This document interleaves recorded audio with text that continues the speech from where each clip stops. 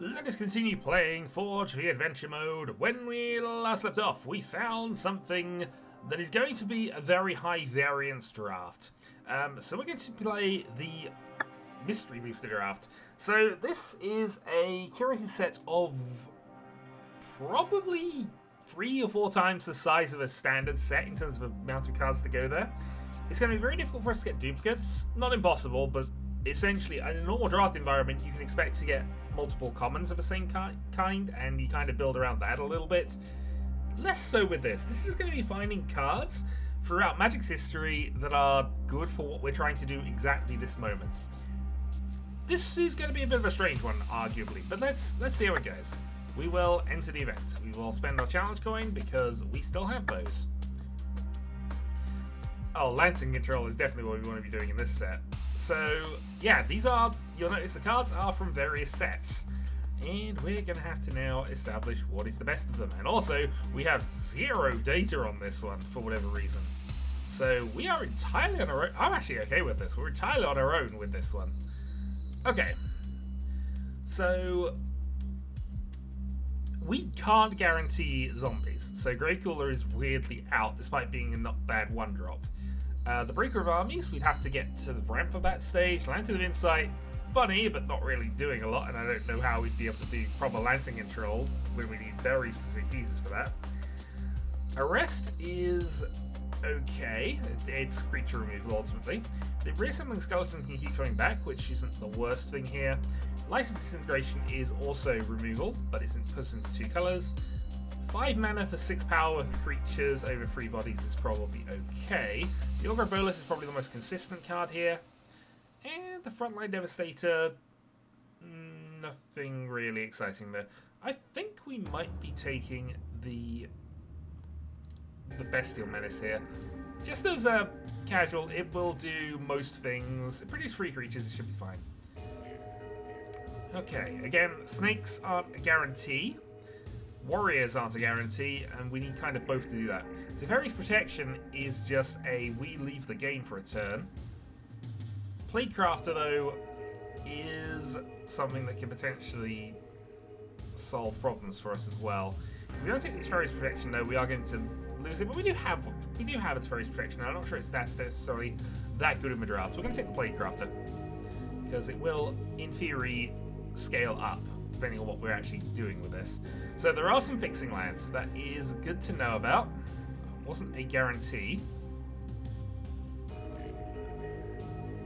Make a black-blue horror with flying. Can make a second one, well, can make additional ones if we can get a creature in that does consistent damage. Rigor and Contraptions is just a funny sort of joke from Future Sight. This was eventually revealed into an unstable mechanic at some stage.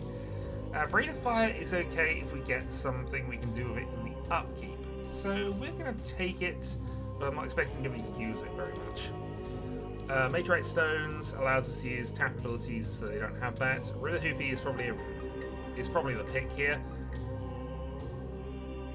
The best general sort of card here. Puts us into green-blue, but we can be in green-blue, so we'll take the River Hoopy. Okay, Megamorph.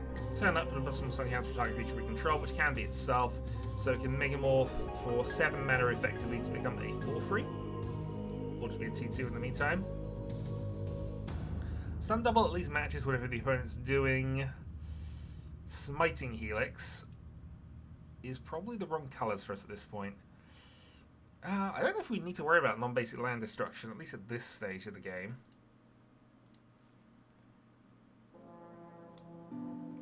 I guess we take the Morph just to give us a creature.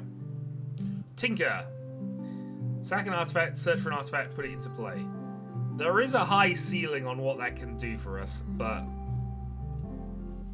are we going to get to that point? The better pick is probably the Corpsejack Menace. At the very least, it's 4/4/4, but obviously it gives us into a +1/+1 counter direction, which is a general thing that exists all the way around. Tinker, though, definitely a high ceiling, definitely could be a card that could win games. If we had a good artifact and we picked up an expensive artifact up to this point, we probably would be thinking about it a bit harder. In this case, we have a community nature, we have a 3-2 evasion, we have green, black, blue. You didn't really do a lot for us. I guess we can take this. It's expensive, but it is instant speed and it is card draw as well. Or I take the filtering. We'll take the creature search. Archetype of Endurance, 6 mana. Our creatures can't be targeted.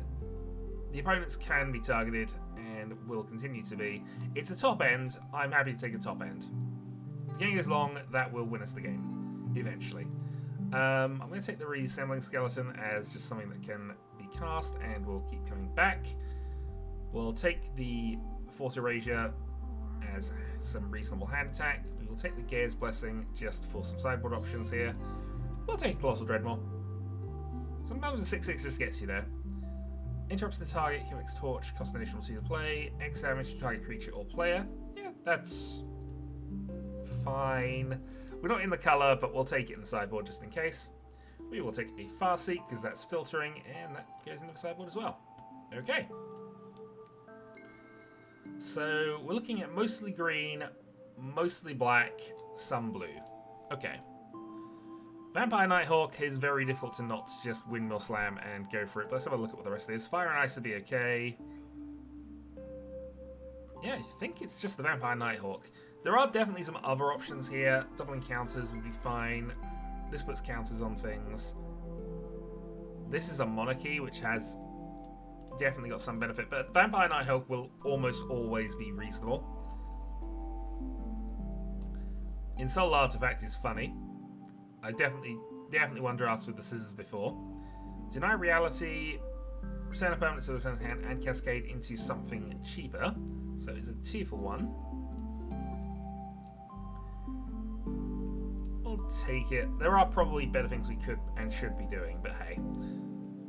Palaka Worm, enter the battlefield, gain 7. When it dies, draw a card. Each of a player creates a 5/5 dragon token with flying. This basically gives us a dragon for 6 mana. Not amazing, gotta be honest. Unleash, which does have to put counters on things, and we do care about counters. So it's basically a 3/4 that can't block for 3 mana, which I think is fine. We also have some small things that care about some counters at the moment, so that's probably okay. Boom Pile is just funny. We're not going to probably go with that, but you never know. Discard a land, put some counters on. Call the Scions, makes a bunch of Eldrazi tokens. We do have some bigger creatures in the deck, so it's not entirely unjustified to go that direction. But we're going to take the Infest as a sort of mini Wrath. Aetherflux Reservoir.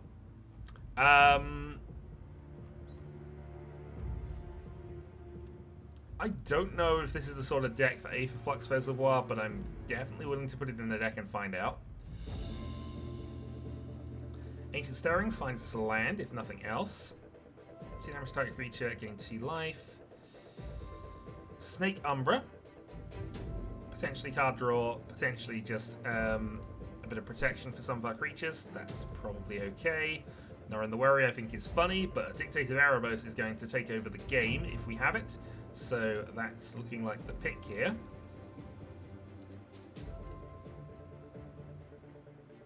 Porphyros has survived that long.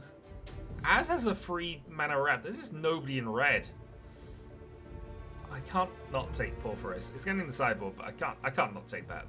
That card is just ridiculously good.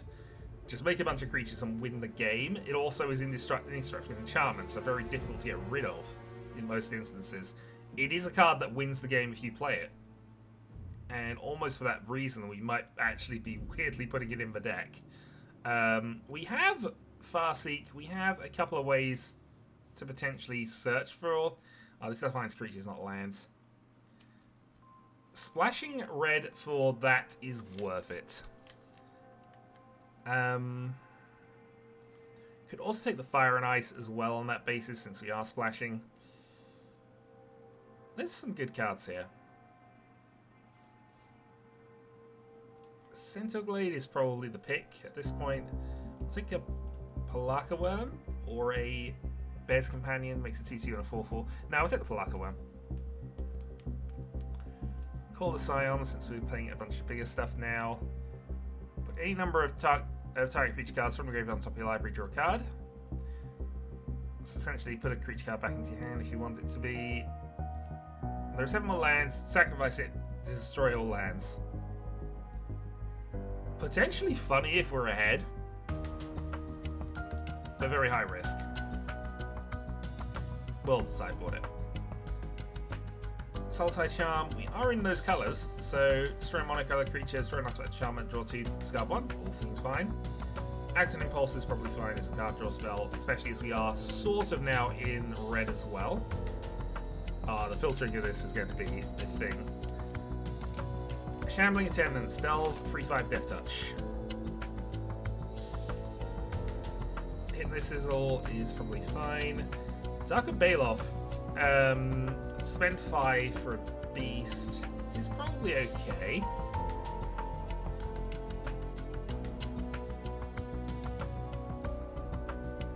But I think we take the Phyrexian Metalmorph here as the best. Eater of Days. I had a combo deck with Eater of Days before I was told by a judge it doesn't work. It was Time Sifter, which basically puts extra turns on the stack. Obviously, if I know I'm going to win the next turn, I can play Eater of Days. My extra turn is used up. We then get back to the normal turn order, which would, for my mind, because we've been playing extra turns since I played the Time Sifter on my turn, everything has been extra turns up to that point. Goes to the opponent's turn, which is the first real turn. We then Time Sifter to determine who goes after that point, and as long as I win, the next turn is mine, but so is the extra turn. I don't know. It was an argument I made. I think I was given a proper explanation for it, but I genuinely can't remember what that is anymore. We're going to play Subtle Strike. That actually has plus from some counter synergies and could be genuinely useful for us. Temporal Mastery. I'm always up for a random extra turn spell. That might be cheaper if we get it up at the right moments. That's fine. Herald of Lashik. Getting control of a land you don't control. Weirdly, I do like this card. I don't know if we want to necessarily run it, but I do like the card. Nature's Law searches for a forest only. If it searches for other things, maybe. Moment of Craving is probably fine. Ooh, recently redeemed. Alhammeret's Archive's also pretty decent. There's a lot of cards that are punishing us for being in multicolours at this stage. Okay. So can we place Reese as just a green card? We probably could, you know.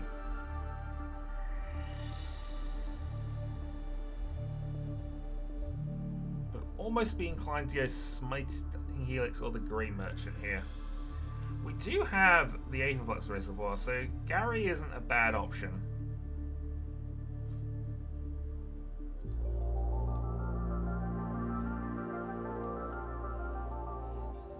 But Reese is good.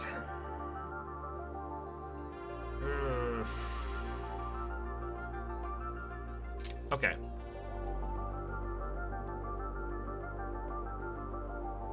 Can't be able to accept my creatures with Defender. That seems a very fringe world, so we're going to go for that one. Crewfix. Empty mana becomes colorless instead. It is a 4/7 indestructible. Weirdly might actually be the pick here. So there's a Death Touch. Well, I missed that point of the thing. We'll take the Crewfix. I don't know if we're going to necessarily run the Crewfix, but we'll play the Crewfix. Taurian Mauler is pretty decent. Colony Heart Expedition allows us to actually find all of our lands if we want to. We are playing a bunch of bigger creatures, to be fair. We have a top end. But it is a do-nothing enchantment if we do, we do that. And I almost prefer to have either the Beetleback Chief, which is 3 bodies, the Fatal Push, which is definite removal, or the Mauler, which just gets big. I think we'll take the Mauler. Seal of Doom is the pick here. No arguments there. We take the Seal of Doom. And we're back to this pack. Take the Baloth for the potential turn 1, I suppose. Take the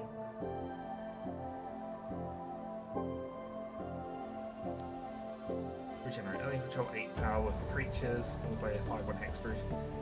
None of these I particularly want, so I think we're just going to take the Blur of Blades. Manglehorn.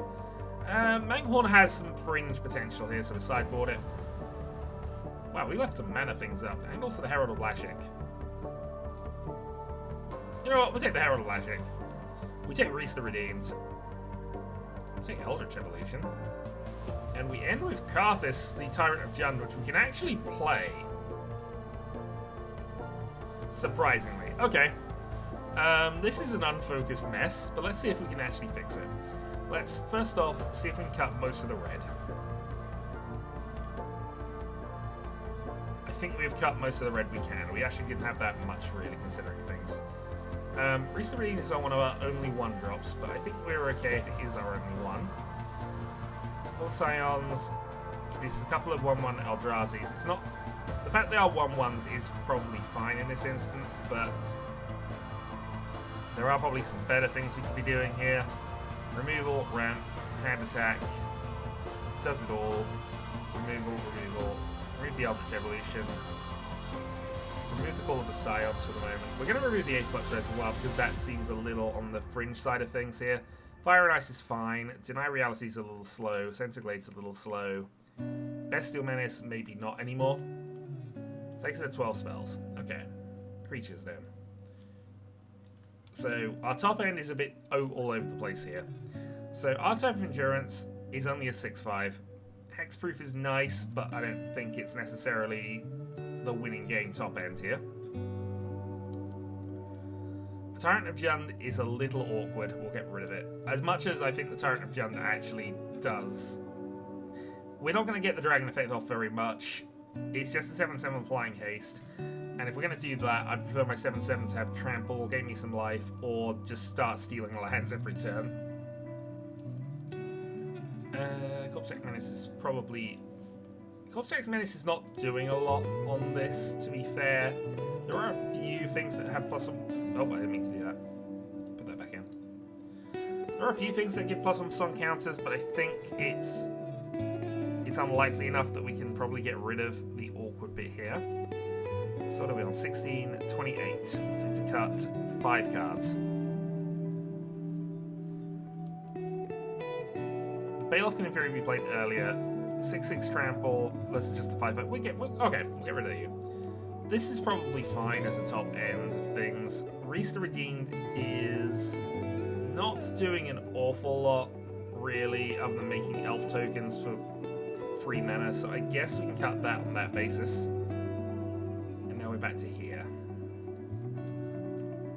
We can cut the Fire Ice, but I actually kind of like having it, but we'll take it out for now. 25, 2 cuts. So we have some removal, ramp, removal. We have a lot of removal pieces.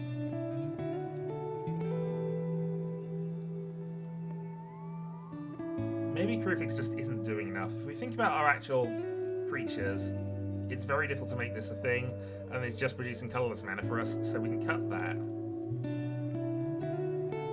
One more cut.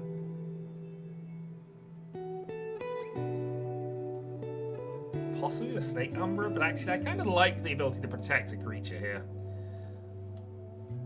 Porphyros, by the way, because it is a better thing just on its own, we're gonna just remain.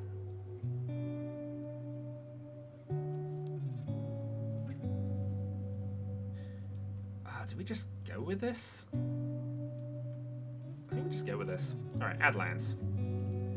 We're going to cut 1, add 1. I'm going to go with that. Yeah, maybe cutting blue is also an option here, but we do have Reaper Hoopy and we do have some other things. We have Farseek that can find the thing. We have Commune with Nature that can search for creatures, unfortunately.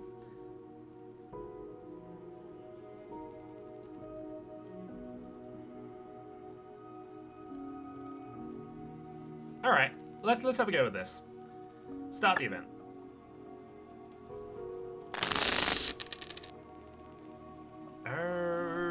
Okay.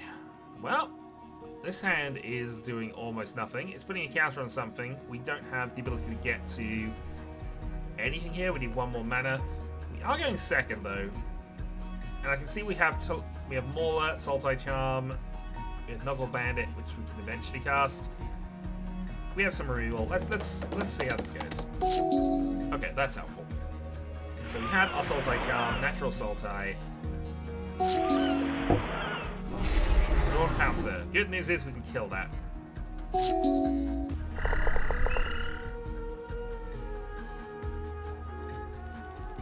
So -1/-1 for you. Do not want a double striking cat to worry about. The bad news is this now can come back when they get 5 mana. And it will be a 4/4. So we do need a second way to deal with it. But for now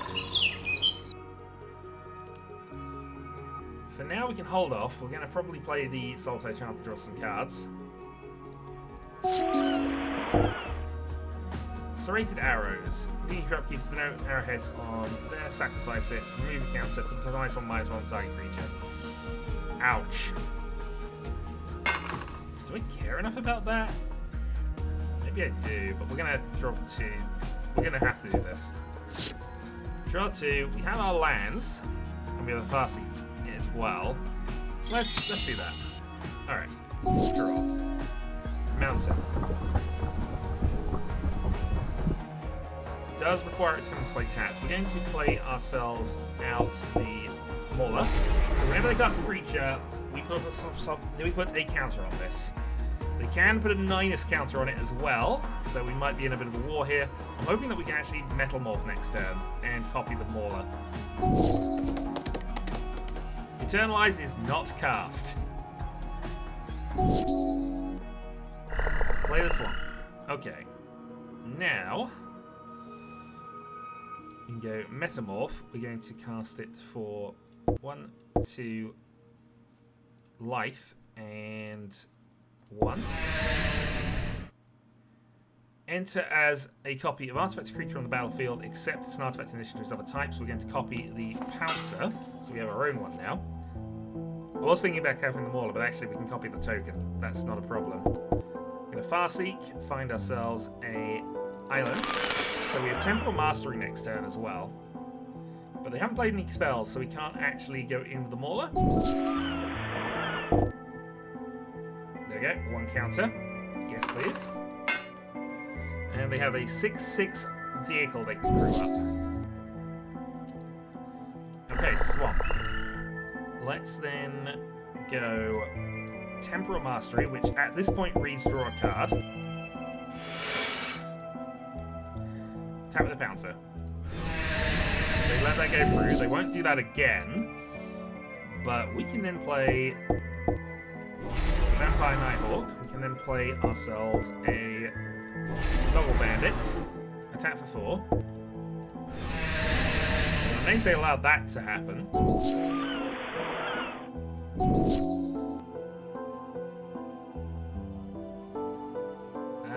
Declare attacks. Over the top. Alright, game 1. We have removal, we have an eventual Palaka Worm, we go for this. Quarter Munculus, +1/+1 as long as you control another artifact. Okay, Swamp, go. Forest, we will pass the turn, because we can do that at instant speed. We'll take 1, see if they do play a thing. The second they don't, we're craving them. Again, could have played pre-combat, maybe they'd have played something else we'd cared about after the point. Who knows? Vampire Nighthawk, though. More Serrated Arrows. Forest. We might as well play the Snake Umbra, because card draw. Attack. Game 3, draw a card.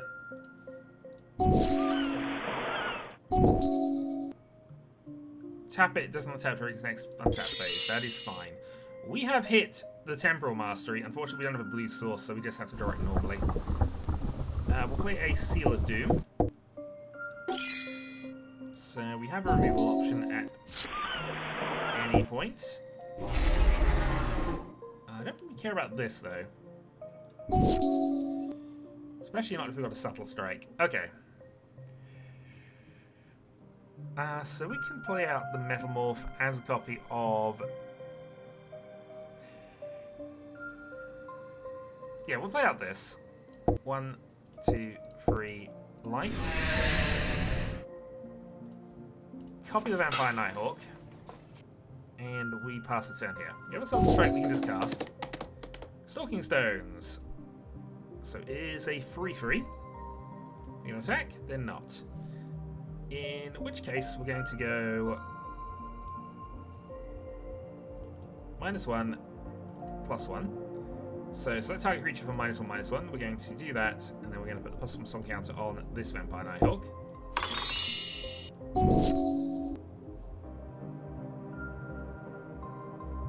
Oh, that doesn't end at the end of the turn. That's pretty cool. Alright. I mean, it's a non-black creature, so we can just kill it.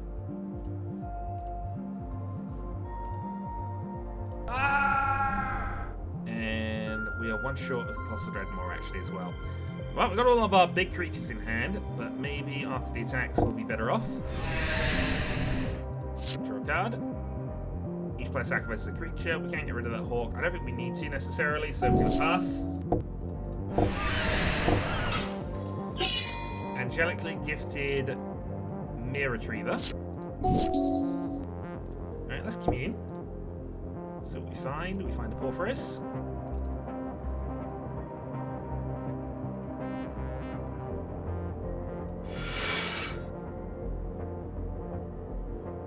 So Porphyris on top. We're going to play this out just to get rid of their last creature.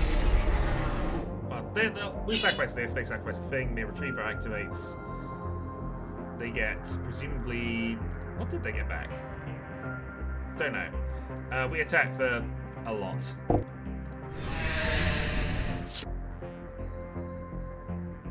I did also undo the putting it on top. That's annoying if that's the case, but oh well. It's fine, we're still winning this one. Quite handily. Attack. Blocks are forced.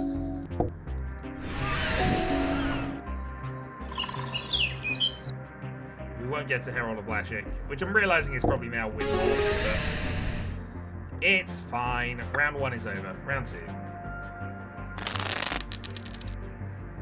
We'll play.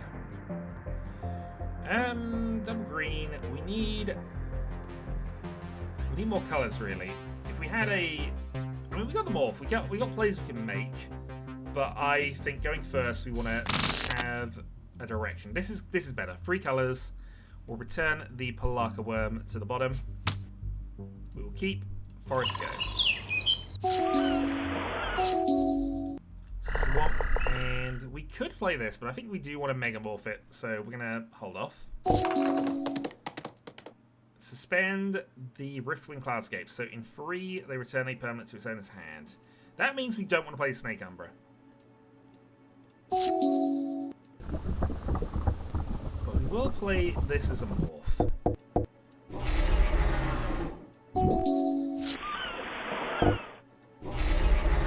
Creature flying costs 1 less. Okay. That's possibly relevant. Play the Swamp. We will then declare the attacks. We will attack with a morph. Do you want to block? They did not declare blocks. We are then going to Megamorph. That is specifically on another target creature we control, but we do an extra point of damage this way. We also are fairly certain it will get bounced.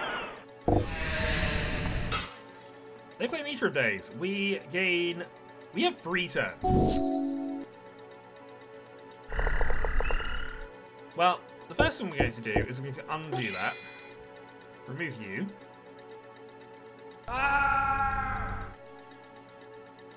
And then we're going to attack for 3. Passing to ourselves. We're going to play a Swamp. At this point, we do play the Snake Umbra because, weirdly, it's now worth it for us. Play this. We can Infest as well to just clear the board out.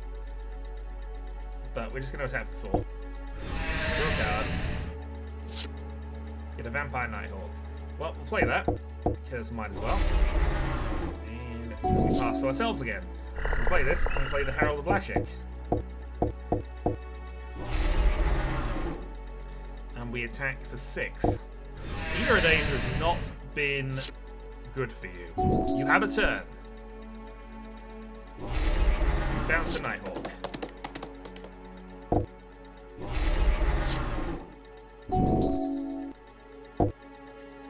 Send to sleep. They don't untap during their attack step. However, they're still going to take control of your last planes. Play a forest. Replay the Nighthawk. And then we're going to infest. Removing your board. Pass for 10. Alright, cumulative uptake now means that we get control of 2 of your lands. Tolian Mauler. And we attack. See, it's 7 mana, but it does win games, and also really messes with the opponent's ability to deal with it. Okay. Seal of Doom. We have a creature we can play. We have free lands types. We're okay with this. Alright, Island go.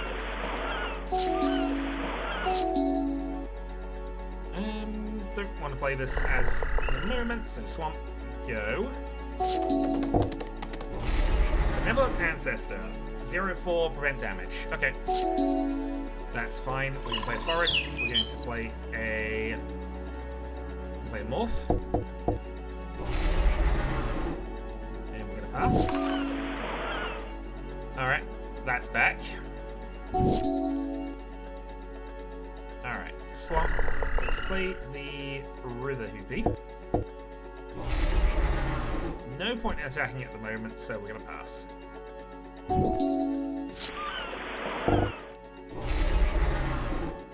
4-4 Defender. When it enters game 4, for 2, it can attack as though it didn't have Defender.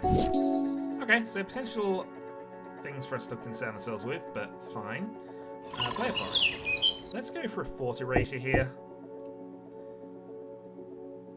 Okay, so they have a Bestow Double Strike effect, they have an Untap effect, and they have a Dispel.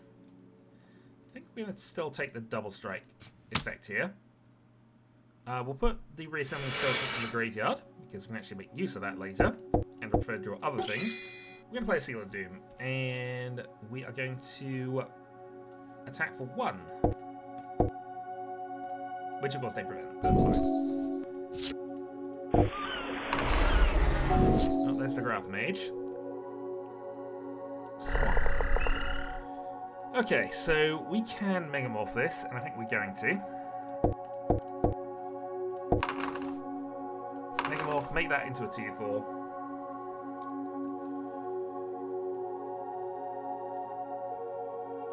Declare attacks. Just you. You can prevent one of it.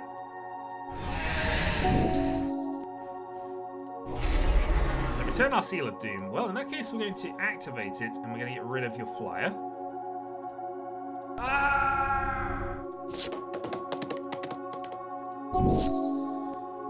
Play a Forest and a Dictate of Erebos. This is more a security measure now, but whenever a creature we control dies, each opponent has to sacrifice a creature in response. We attack for 1.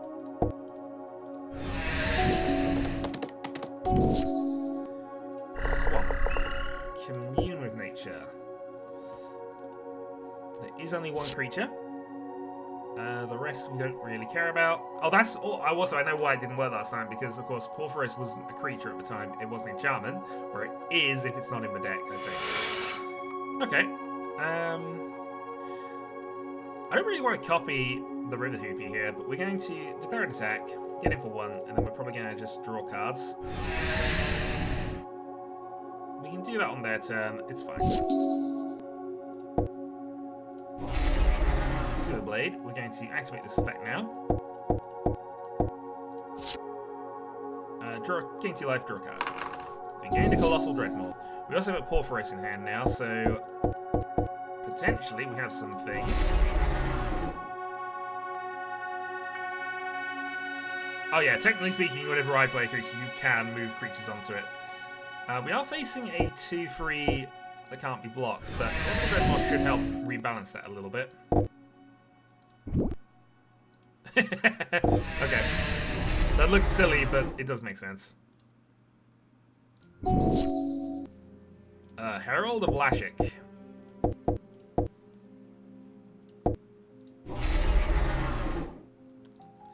Alright, declare attacks. So they are going to try and kill my Colossal Dreadmore. That's fine.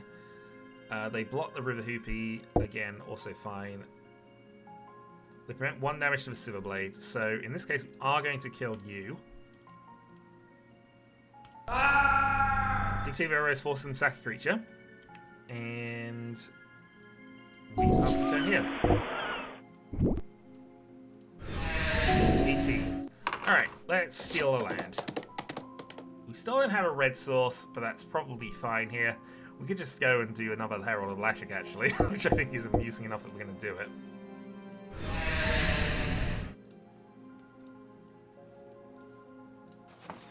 We now have 2 Herald of Lashiks. Let's attack for 5.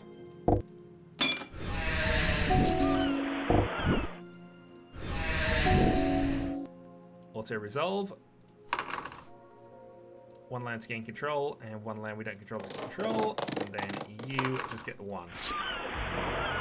So the goodness is they get +1/+1 for each land we own but don't control. We're going to play the Polaka Worm.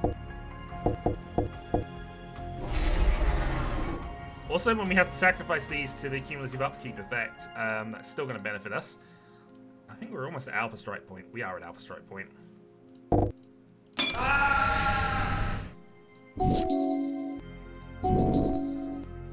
Auto-resolve. Let's take all 3 of those. Let's take both of those. And, yeah. Herald of Lashik. Lashrak. Leshrak. One of those things I said. Round 3. Sometimes you just want a 7-mana thing that steals all your opponent's lands. Okay, we don't have a black source. This would be, if we had a swamp, this would actually be a perfect hand. I think we're gonna mulligan it. It doesn't do anything, which is the one problem, I think. But let's go for it. Hope we draw into something reasonable. We draw a forest next turn. We can play the River Hoopo and get out of this. We didn't, but we do have a Subtle Strike, so there's at least that going for us. Mountain, that means we can play you, and also that we can play Porphyros next turn. Okay, Swamp. We can't Fast Seek because we don't have a green source, but we can play the God of the Forge. So this is just an enchantment until we get 5 red pips on the board. So we have 3. This counts as 2. Importantly, I don't think we have another 2 red pips in this thing at the moment. But it's fine. Mostly it's just there to do damage from blue creatures. Another Swamp. We have a Subtle Strike we can use. I don't know if we want to do this now. Maybe we want to do this now. Yeah, let's do this now. -1. Kill you. Plus some counter on you. Attack for 3. So we're ahead in the race. Or we're ahead in the race until Sandstorm Charger. Yes, we will take the extra turn, please. Okay. We go to attacks. Attack for 3. Activate the effect. Go up to 4.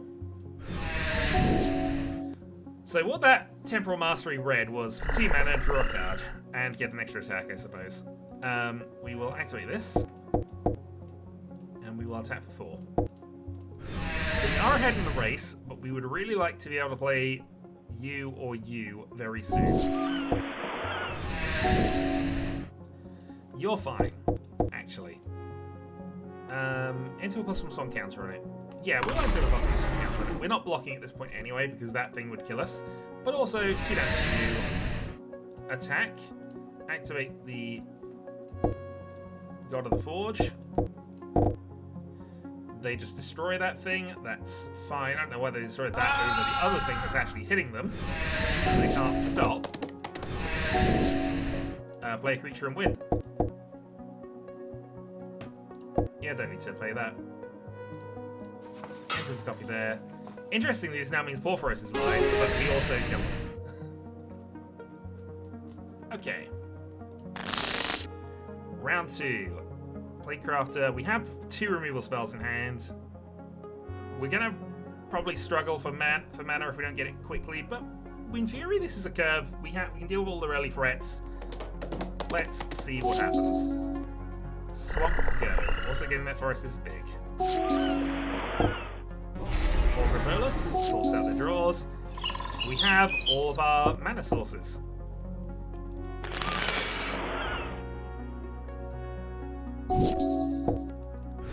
Hit for 1. Mountain Porphyros.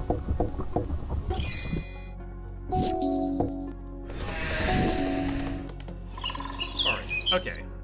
So if we play Playcrafter, it causes both of us to sacrifice a creature. That might still be what we end up doing, but let's see. Let's play the Seal of Doom for now. Pass it in.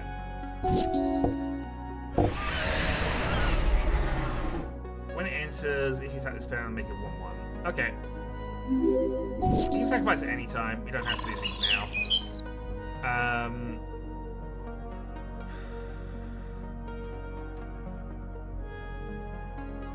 I think, though, we still...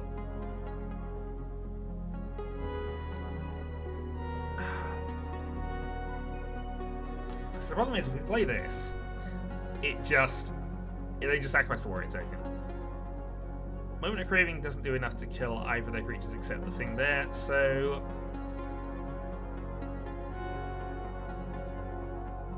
Alright. Let's just sacrifice this. Kill that. We have other options with this. Maybe I'll regret this later. We're going to do this.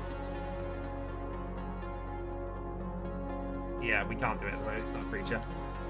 Cancel. We're just going to -1/-1 and kill this warrior token.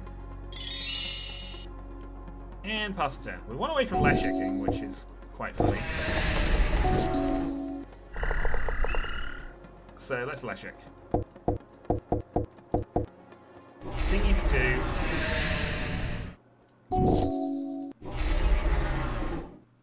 Tap target creature and opponent controls. Hit. Alright, let's take your Darksteel. Since we can't do anything in the mana side of things, that's just what we're gonna have to do here. We're gonna -2 you. Also draw a card. We can play Crafter and just get rid of a thing as well, and also ping them for 2. So we're gonna sacrifice a Plate Crafter. They get after this, they're 3/3. Herald, attack.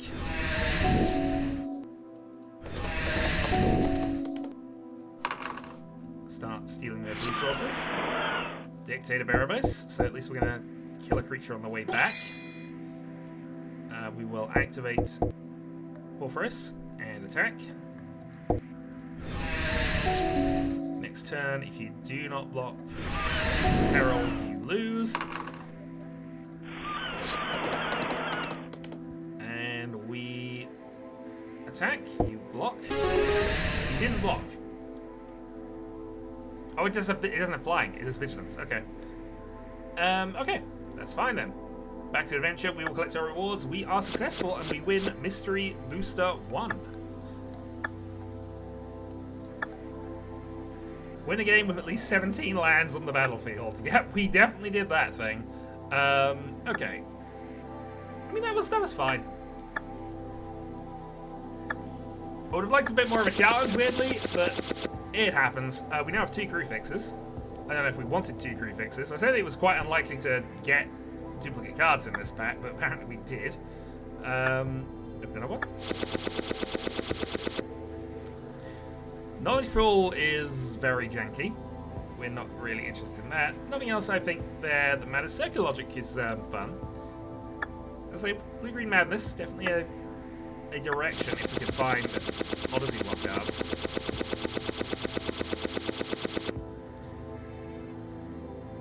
And definitely some things that will help us out. Alright, back we go. So having done that, I guess now we want to quest in a direction, and we want to quest to the private island, so let's go. If possible, I'm going to try and avoid encounters, because I'd just like to go and get to this thing. Also, it's been a while since we were back here, so, you know.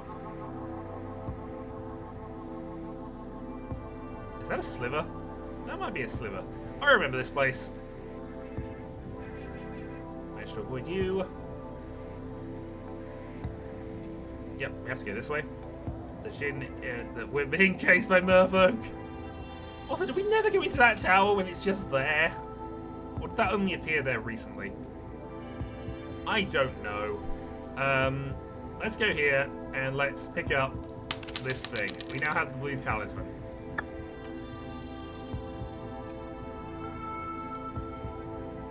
A lot of cards exist in this place, including a Nadu, which actually it's really broken and terrible, but we again have to pick up a copy anyway.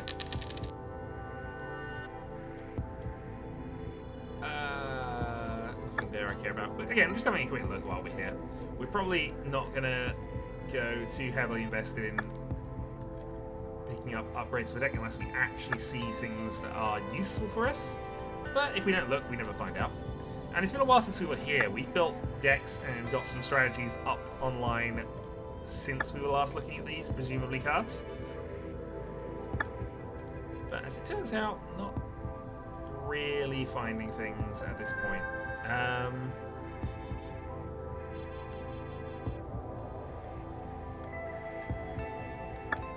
don't like starting hand 1. Starting hand of 1 does not seem like an effect we want. I assume +1, but it doesn't say that. Never make assumptions. Alright, so these are all the gods. We can redo this and just have a quick check of things. Alright, we'll pick up our 4th arch. We're probably not running this, but we now have 5 of them. So, there we go. Ooh. Hello. You we will pick up. You we will pick up as well, because I think it's amusing. Okay. I think we'll leave that there. And I think we'll leave that there. Okay, well, we've arrived. We now have the ability to get to the blue anytime we want. I think next time, then, we're going to go and do this quest in the tower, and then we're going to head ourselves up towards the castle in the top right. We may also go and actually explore some of these other places, see if we can find anything else that's interesting. Because there are definitely a lot of drafts we could be doing that we haven't. Also, I still have no idea how we get here. But, again, actually, no, I do know how we get there. There was a thing that gave flight. That's how we get there. Will it be worth it? I don't know. But I'm gonna pick a thing up and find out.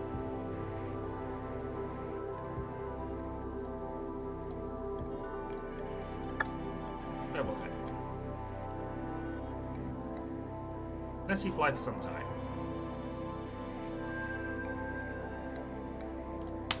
We'll take this. Okay. Alright, next time we will do the thing. Until then.